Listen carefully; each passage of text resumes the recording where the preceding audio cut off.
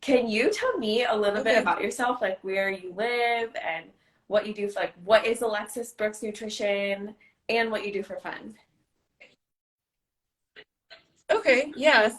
So I'm Alexis Brooks Nice. of Alexis Brooks Nutrition. I'm a women's health dietitian, so I really help women to balance their hormones, to improve their gut health, to just overall feel better. A lot of people that I work with have some sort of hormonal balance, whether it be like Yes. endometriosis, PCOS, or fibroids. I live in Long Beach. It's actually sunny. The weather is good Nice. out here I feel too like right it's now. probably mostly good out And there. usually, no, you're right about that. Yeah. Lately, it's been kind of like off and on raining. Yeah. I shouldn't complain Yeah. because I know Yeah. you're in Yeah. Seattle. So I painted It's this room cloudy, yellow but so I just don't get sad. um, oh, there you Thanks. go. Looks good. And Um, yes. Yeah. what I Yeah. do What do for you fun, do for you fun? asked too. Um, I eat. Yeah. I like to explore. So whether it be like Yeah. different cultures, traveling, trying different foods, different types of dance, exploring language, just like kind of Nice. playing around with it. Yeah, That's so fun. I exploring. really think you have the coolest practice ever. I feel like in another life, I would just do what you do because I'm so fascinated by it. Everything you post, I'm like, oh my gosh, this is really good. So I'm your Thank fangirl. you. Yeah. Uh, Yay! Thank you. I love your content too. Well, I'm really excited to talk about cycle syncing. I know a little bit about this, but I'm not an expert. So can you tell me and everyone what cycle syncing is? Yeah, so cycle syncing has to do with syncing your life with your Mhm. really with your menstrual cycle. So we have 4 different phases of our menstrual cycle. And I think a lot of people are surprised when they hear about this because they mostly think about Yes. cycle being like, oh, it's my period. Yeah. And that's it. But we actually different phases throughout the course of the month. And these phases impact how we feel, they impact our energy, our moods, our appetites, how we feel in our bodies overall. So when we talk about cycle thinking, it's really um, having activities that are around really where we're at Nice. by Yeah. like within our Yeah, I bodies. learned about cycle syncing, um, gosh, probably like 3 years ago. Um, no, that's not right. 2 years ago. Some of my girlfriends like found out about fertility awareness method and like how to track your cycle.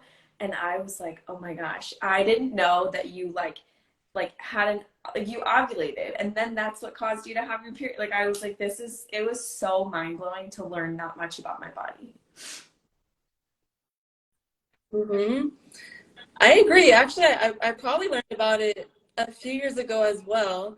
And same thing, like I started off learning about the fertility awareness method and like thinking like, oh my gosh, like this is crazy. And the more you learn about it, I feel like one, it's empowering, but it also you begin to make those connections and realize, oh, I feel this way during Yeah. this part of the month for this reason. Yeah, And you start yeah. And then I'm curious, like, how does you could talk about it in your practice, like how does nutrition play a role into like where you're at in your cycle?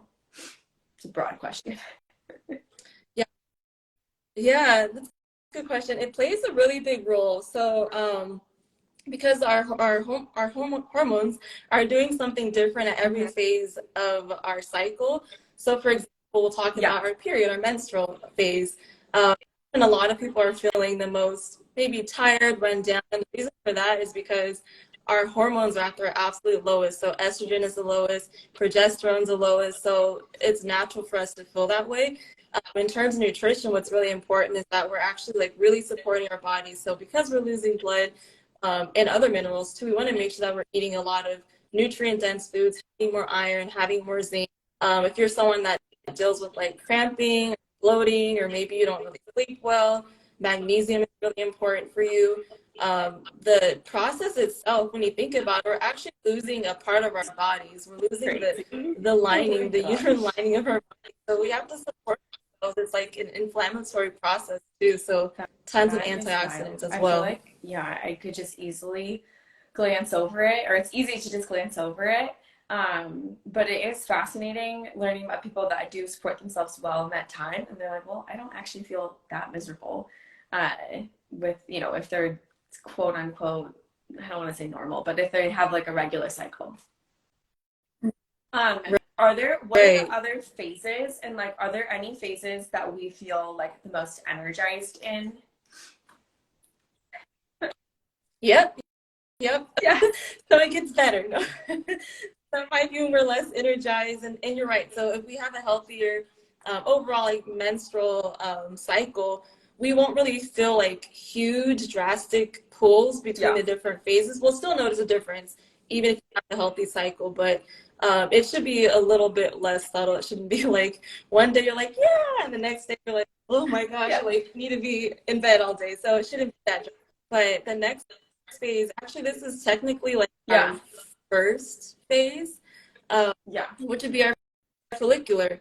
And follicular, that's when we Okay. actually our hormones are going up, the estrogen on the rise. So that's Yeah. actually, we have more energy. That's directly after your period. So once your period ends, that's when we start to notice the hormones increasing, the energy is coming back. This is a really good time for us to do more intensive activity, whether it be like the workouts that we're doing or even like just in general in our personal lives, like work that we're doing. We have more Mhm. energy and more endurance for that.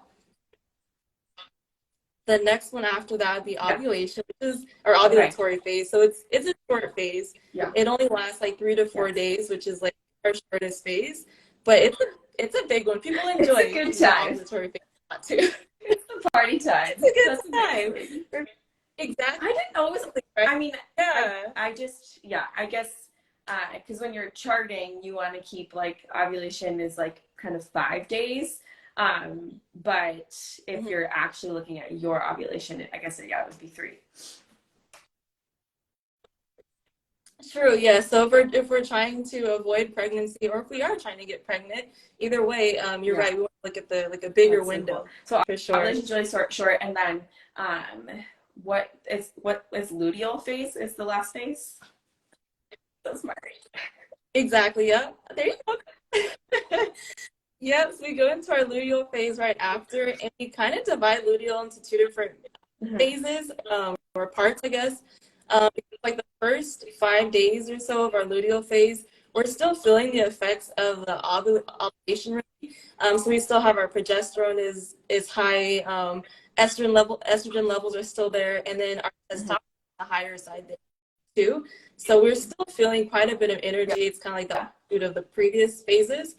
But the second part of luteal is when we Yeah. see a distinct drop in hormones, and that's again like start to Yeah. we're like on the downstream again, getting close to our periods, getting close to that menstrual cycle. So that's when we have to kind of shift a bit into the once we get into the second part of the Okay. luteal. Okay. I got it. Yeah. So you kind of just go up, then you go down. Mm-hmm. Oh my gosh, I love it. Just keep cycling. All month long. Yeah. Yeah. or, Every month you or keep not every day. cycling. And then what are practical ways that we can continue exercising, but like also support our bodies in those phases? Yep. So it is important that we're still moving and we're not necessarily stopping anything at any point of our phase or our cycle. But we do have to be mindful about it because it does, depending on what phase we are in our cycle, it also impacts our energy levels, our endurance, our how much we're Mhm. actually performance levels too. So we'll Okay. start with follicular. We'll start with. So this is the time we're gonna want to like Mhm. say like I know your audience is runners, so perfect time to Yes. do a lot of cardio, to do more intense.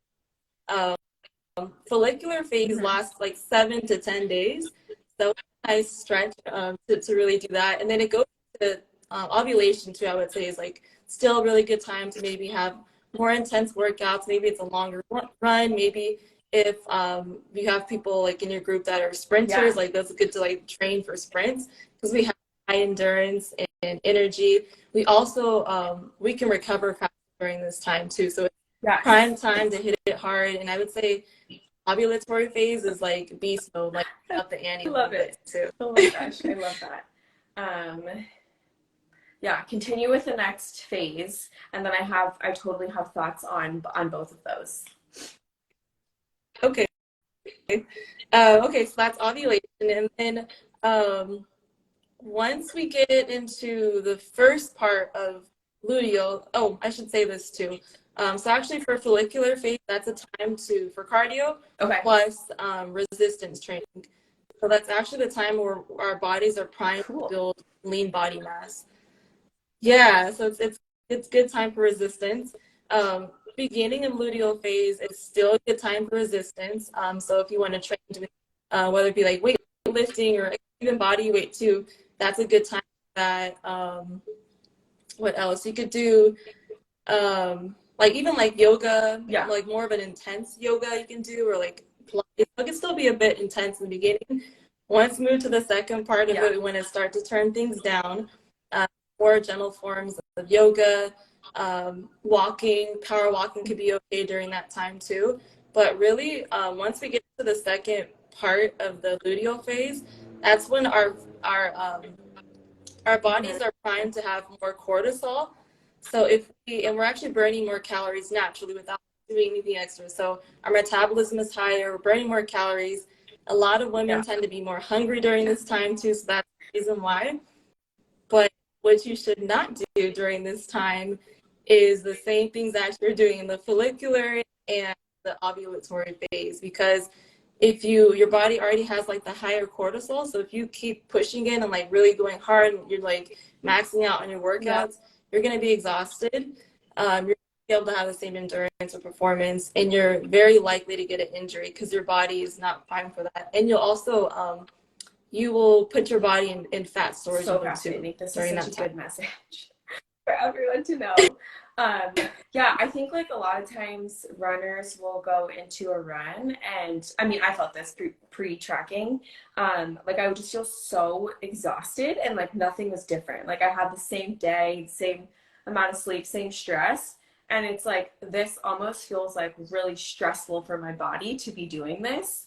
And I think once I started seeing like, oh, okay, I'm like in my luteal phase, I'm like coming up on my period, I'm like, wow, I actually just don't have the same amount of energy that I used to.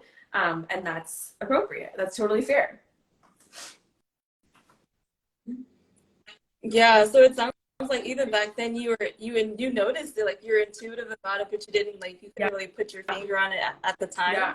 but you Then felt I'd the also effects say of like a it. lot of runners are pretty rigid in their training cycles. Like telling a runner to do yoga instead of running, like they're not going to do that. Just promise you that. Um, but I do think it's fair during like your later phases of your cycle, so where you have less energy, to not be pushing into like speed work. Maybe just doing like instead of doing like more like your long, slow distance runs, or just like zone one, zone two heart rate training where you're just going like not as intense. Because for a trained runner, that will be less intense. So that's kind of where I like to guide people if they do have the knowledge and understanding of tracking and knowing their cycle. Yeah. So when you saying that too, I wonder around like the menstrual cycle or menstrual phase, when it's like really a time to like slow down and to recover, like what do you recommend for in that Yeah. like examples So of things to I do would for say them? like just truly rest days are totally fine. I feel like rest days for runners oftentimes look like long walks. Runners are just like endurance people. So I feel like walking is good. And then also either a lot of my runners that I work with, or I think all runners, should be doing strength training. And on those like lighter or when you're more fatigued, doing like way less load or even like body weight strength training. It's not pushing, it's like more just moving the muscles through the full range of motion under some tension, and then like uh, taking a note of like, okay, how fatigued do I feel with this? And where I could have pushed super hard before. Now it's okay to just kind of get the motion in and not try to like hit my 1 rep max. Mm, okay. Yeah, so it's like we could still get the movement Yeah, it throughout all the looks phases. It just different, and looks I think different. I really like the biofeedback piece of like how does my body feel with this, and like if I'm in my like the end of my luteal phase and I feel exhausted, kind of having the self assurance to be like it's okay to not push, or if I'm in my what is it, follicular earlier, the follicular phase, Yeah, and I'm feeling so exhausted with these lifts or running, like, is it just because I'm stressed or is it because I'm like, it kind of helps me decipher what is going on. yeah. Yeah, I highly recommend it. I feel like this just cycle syncing in general, it's such a way to Yeah, increase your yeah, awareness totally. of And I your body. will also say I had a really crazy epiphany when I was training probably like a year ago. Um, I entered into this really wild training phase where I was strength training a bunch and getting back to running, and like my volume of everything and intensity really increased. And I typically ovulate around the same time, and I just couldn't. Like I couldn't do it, and it was clearly because I was stressing my body out so much.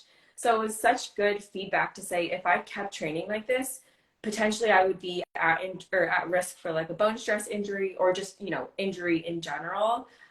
So I think that's a huge piece of it for me and if anyone uses it. Yeah, and actually statistically, that's when the most women have their injuries is during the late luteal or first few days of their period. Because we just can't, our body just can't handle it at that time. We can like push hard the rest of the times, but yeah, we're very I hate to say sensitive. I don't know if Yeah. that's the right word just We're, to say, no, we're but sensitive. That's we fair. have to We're totally sensitive. nurture. We're sensitive to that. Um, do you, I kind of have two questions. I'm not going to ask one because it's a whole can of worms, so we're not going to go into that. But how do you have any like recommendations or places that people can start if they want to learn about how to track their cycle, and then start cycle syncing? Yeah, so there's a few different tools. I mean, I think like a very, very at the most simplest way is if someone, I don't know, got like the note section of their phone and just like started tracking every single day, like just more so like not changing the first cycle, but just awareness. So writing down how they felt, what their energy levels were like, how their mood was, maybe how their appetite was, how their sleep was, like just really building that awareness. That'd be like a very simple way of doing that. Same thing do that with journal. If you're looking for more structure, there's apps that are really helpful, like Flow app. Me I use too. Drop Yeah, specifically. I love Deb Oh, Drop. oh, cool. It's I used to It, do the manual temperature and I was like, I can't do this. I cannot wake up at the same time every day. This is too much. for even trying, I I should went have because straight I to paid temp. like $300 for the Daisy and then I just went to the temp drop. So Oh I'm temp yeah. drop girl too. Okay. Me Yeah. too. Yeah. I enjoy it. The app is sophisticated, I would say, Yeah. as like the other apps, but I don't mind it. I feel like it's what you need, and for me, I like that it doesn't tell you like from what I see on the other apps where they're predicting things like, oh, you can get pregnant, like Yeah. all these things. Like, no, I want to know my own body. I want to pay attention to all the other Yes. things like cervical mucus and how I feel in my body, all that stuff. So I like that it allows it to be open Yeah. for your own interpretation. So that's a good tool. Fertility Friday. If anyone's, Okay. it's such a good podcast. Also a website. I'd recommend that. Her name is Okay. I'll have to look at Lisa that. Hendricks Jacks, and yeah, she gives a lot. And if you want to read, In the In the flow. Flow I is love helpful it. too. Nice. That's perfect. I think I used T-Coif, taking charge of your fertility. Yeah, that was Oh, that like one too. it's Yeah, really like I will say pro tip is just get it on your phone because it's like a textbook. so I just can search stuff in there. Yeah. Also, the author of that book lives like really close to me, and I like met her on this Zoom call, and I was like, I'm Sarah, I live in Seattle, and she was like, I do too, and like my friends see her around. She's like our little celeb. It's so fun. Oh, that's really cool. Yeah, but one of the first books that I read too, I was like, what is this? Yeah, very good Yeah, introduction, it's but a huge read. it's a big read. But I would say like I like what you said about the time drop not telling you about yourself. I think you putting in the information that's pertinent to you, and then also like not following like the ovulation predictor is a great just tip. So you're trying to become a little bit more in tune with like what's going on. And then also having some of the hard skills of like tracking your temperature and cervical mucus to really predict that. So then you can just make the best decisions for you. Exactly. Well, anything else that you feel like is important or that you want to say about cycle syncing? Okay. Yes. Yeah, there's something I want to say. So, it's really helpful for, I would say, all groups of Yeah. people. It's something that anyone can do. I do want to put out the message, too, that it is not going to fix everything. So, if you are someone who has hormonal issues, it's really important that you focus on the foundations. So, it likely will not change. Like if you have estrogen dominance, for example, like not that alone will do it. But it is part of the puzzle. It's a really important piece, just so that no one is thinking that if they follow this, that Yeah. it's going to like change everything. It will change a lot and not everything. There'll Yeah. be some other pieces that you'll need too. So Yeah. a very important part That's of why your they need to work toolbox. with you because you do the most amazing things. You do nutrition and this. Like I am obsessed with your practice. So that's all it is. Well, on that note, where can we get more of you? Is it Instagram, Facebook? What's the best way to stay connected or reach out if we want to work with you? Yeah. So I Instagram, also, so Alexis Brooks Nutrition. I'm also Nice. on TikTok there. If you have questions, you can DM me. You can also find, actually, I don't think it's there right now, but connectwithalexis.com. You can see how to book a free call with me if you have questions, you want to put together a plan, see if we can have a strategy. And then also on my Instagram right now, you can download a free Happy Hormone checklist so you can go through the different tips that things that we want to make sure that we're doing daily to support our hormones, and it kind of gives you an idea to like, oh, I'm not doing that. Like maybe I should look into that, or it just shows you where you're I at. love it. Also, Oh my gosh. guides you Okay. too. Perfect. Thank you. Thanks so much for chatting, Alexis. I learned a lot from you, and I can't wait to learn more. You are Thank you for welcome. Have a good rest of your having day. me. Bye.